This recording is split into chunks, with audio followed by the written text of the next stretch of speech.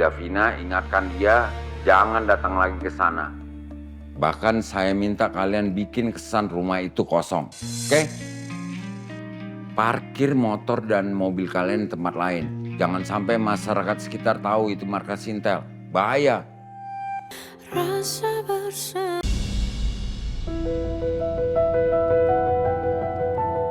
Sebisanya.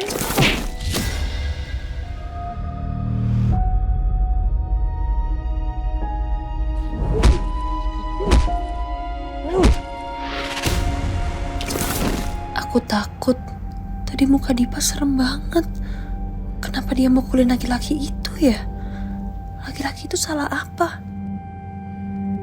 Kenapa rasanya aku makin gak kenal Dipa sekarang?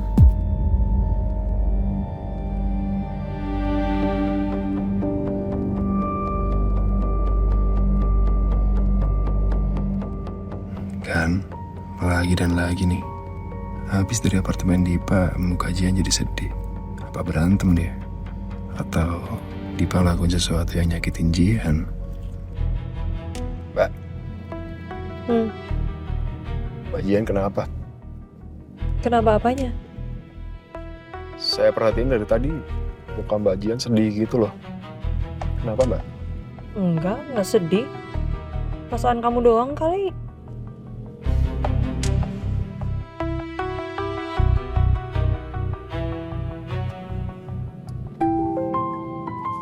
Kita mampir situ sebentar ya, Mbak ya?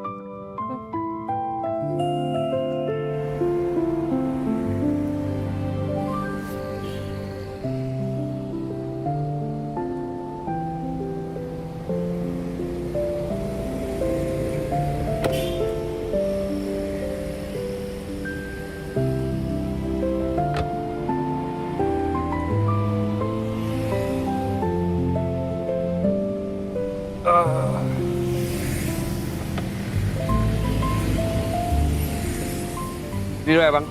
10.000. Ya. Ntar ya, bayarnya. Ya.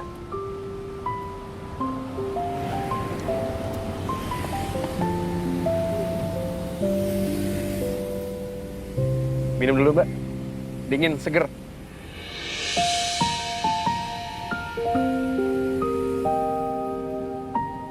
Biar nggak sedih terus. Kasih.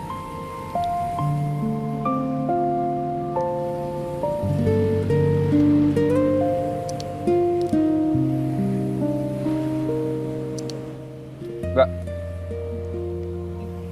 saya perhatiin Mbak Jiani setiap pulang dari apartemen tunangan Mbak tuh selalu mukanya sedih gitu terus. Kenapa sih Mbak? Kalau boleh tahu sih.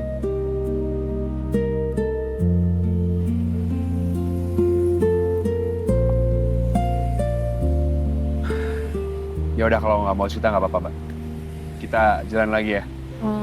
Tadi tunangan saya bikin saya takut.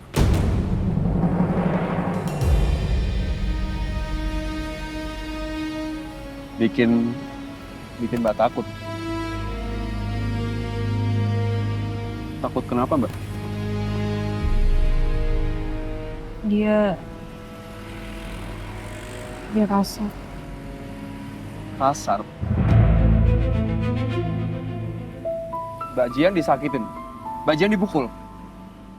Enggak, apaan sih? Mana berani dia mukul saya? Kalau misalnya sampai dia mukul saya bakal laporin dia ke polisi. Soalnya papa saya aja nggak pernah mukul saya. Terus kenapa Mbak? Ya tadi saya lihat dia tuh mukulin orang lain. Tapi bukan saya ya. Pukul orang lain. Mbak, kenal siapa yang dipukul sama tunangan Mbak? Tahu orangnya? Enggak, saya nggak tahu. Soalnya tadi pas saya lihat, saya takut. Saya langsung pergi, soalnya Dipa juga nggak tahu saya kesana. Jian polos banget sih. Dia bener-bener gak tahu senjata apa sih Dipa Andika. Jangankan mukul orang, ngebom kosan gue aja pernah dia. Tapi gue penasaran deh, siapa yang dipukulin sama Dipa? Apa dia punya anak buah baru setelah Danang meninggal? Mbak Jian, gak takut ya? kalau suatu saat nanti Mbak Jian dipukul sama tunangan Mbak gimana? Apaan sih kamu? Kok jadi nakut-nakutin saya? Saya nggak nakut-nakutin Mbak. Saya cuma ngasih tahu aja. Soalnya saya tuh sering banget denger kasus-kasus KDRT gitu loh Mbak. Iya, jadi misalnya perempuan nih. Perempuan sama cowoknya itu di KDRT waktu udah nikah. Si perempuan selalu bilang kalau pas dulu zaman-zaman pacaran tuh suaminya nggak seperti itu. Tapi setelah pacaran, suaminya KDRT istrinya. Mereka tuh selalu bilang, Mbak, kekeh kalau misalnya pacarnya cowoknya itu bakalan berubah karena cinta. Tapi setelah menikah, bukannya makin bagus hubungannya, malah makin parah, makin hancur. Saya sering banget Mbak dengar cerita seperti itu, Mbak. Apaan sih kamu?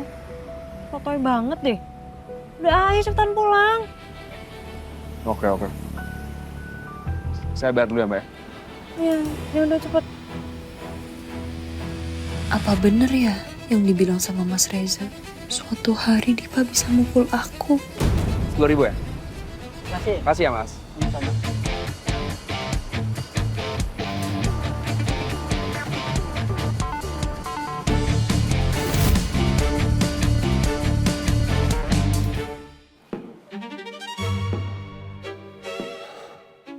Benar-benar belakangan ini,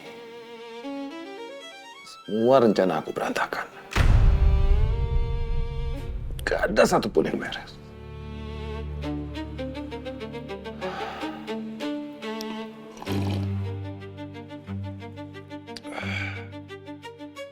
Anak buah juga gak ada yang becus semua.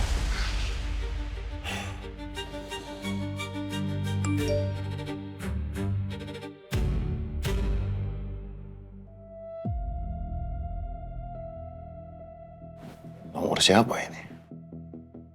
Selamat malam Pak Dipa. Perkenalkan, saya Anita. Saya diberitahu Pak Arga kalau Bapak butuh sekretaris. Saya lampirkan CV saya ya Pak. Sekretaris yang dibilang Harga.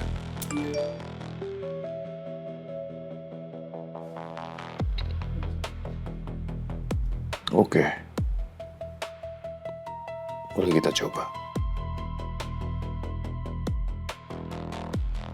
Oke. Besok pagi kamu temui saya.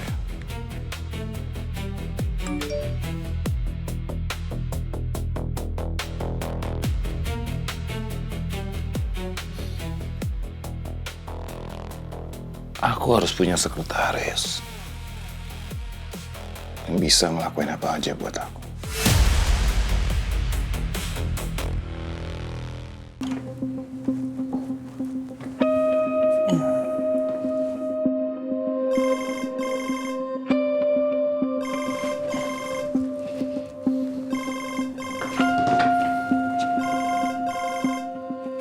Syablan, Halo Sena, kamu lagi di mana?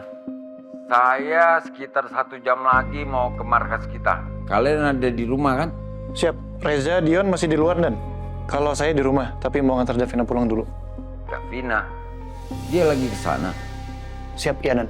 Sering datang. Siap, beberapa kali Dan. Sena, rumah kalian itu markas kita, markas Intel. Tidak seharusnya orang di luar tim datang ke sana bolak-balik. Siap, salah Dan. Siapa lagi yang sering ke sana selain Davina? Siap, ada Bilal, itu asisten saya. Dia kerja di area Wangsa Residen dan dia sudah tahu lama saya sebagai polisi. Ada satu lagi adiknya Davina dan namanya Jihan, pernah sekali datang ke sini.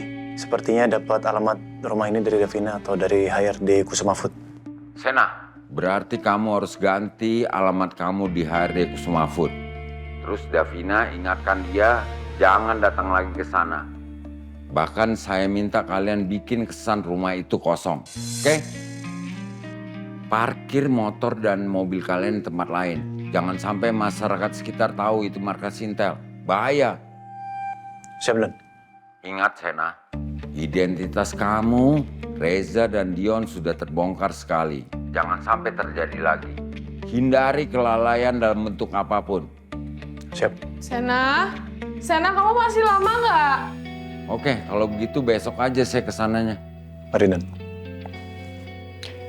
Iya. Sebentar.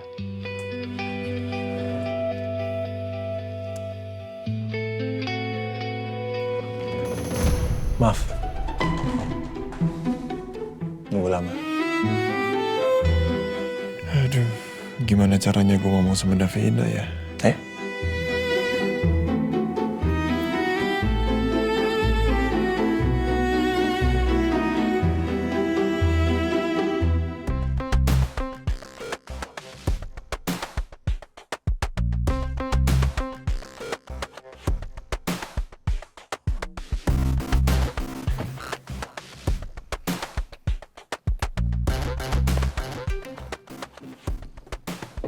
Silakan, Mbak. Kasih. Mas. Ya. Soal tadi, kamu jangan sampai bocor ke siapa-siapa ya. Jangan ceritain ke siapa-siapa, apalagi ke Kak Davina. Ya. Siap, Mbak. Nggak mungkin saya ceritain ke siapapun. Oke. Kunci mobil. Selamat istirahat, Mbak. Ya, Ti.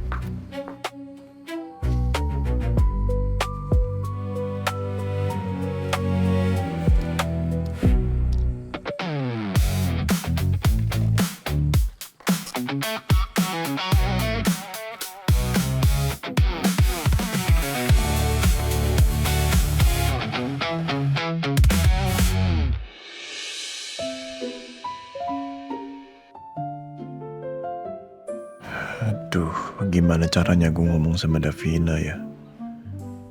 Dia kan orangnya gampang tersinggung.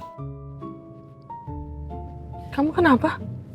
Ngeliatin saya terus, ada yang mau diomongin? Ada.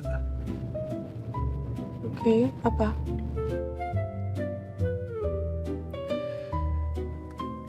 Gini, saya terima kasih banget kamu sudah mau pinjemin mobil ini dan nganterin ke rumah saya malam-malam. Tapi kalau boleh saya minta nggak usah sering-sering main ke rumah ya. Gimana pun juga rumah yang saya tempati kan markas saya. Markas kepolisian, markas tim saya. Iya, saya paham. Ada banyak rahasia yang kamu sembunyikan dari saya, yang saya tidak boleh tahu.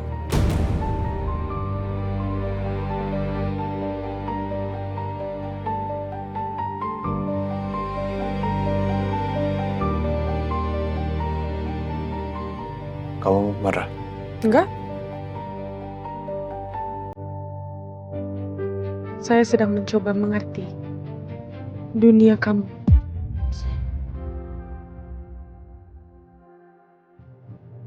Maaf ya.